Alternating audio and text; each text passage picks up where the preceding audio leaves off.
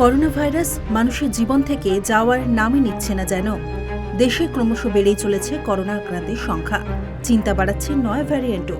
কেরল, গুজরাট, কর্ণাটক, গোয়া, রাজস্থান, তামিলনাড়ু, তেলেঙ্গানা, মহারাষ্ট্রে এর হদিশ আগেই পাওয়া গিয়েছিল। আর এবার এই নয়া উপরূপ থাবা বসালো রাজধানীতেও। জানা গিয়েছে, দিল্লিতে করোনা আক্রান্ত ৩ যুবকের নমুনা পরীক্ষার জন্য পাঠানো হয়েছিল।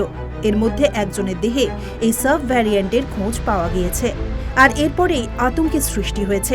ইতিমধ্যেই দেশ জুড়ে নতুন ভ্যারিয়েন্টে আক্রান্তের সংখ্যা বেড়ে দাঁড়িয়েছে ১১০। এদিকে করোনার এই ঊর্ধ্বমুখী গ্রাফকে মাথায় রেখে গাইডলাইন জারি করেছে দিল্লি এইমস।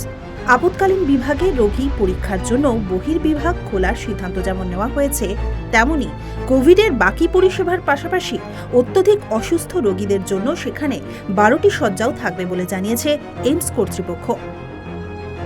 প্রসঙ্গত, বৃহস্পতিবার সকাল পর্যন্ত কেন্দ্রীয় স্বাস্থ্য মন্ত্রকের রিপোর্ট অনুযায়ী করোনার অ্যাক্টিভ কেসের সংখ্যা ৪,০৯৭।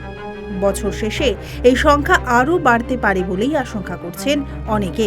তাই মাস্ক, স্যানিটাইজার থেকে শুরু করে করোনার অন্যান্য বিধিনিষেধেও জোর দেওয়া হচ্ছে। Bureau report, West Bengal live.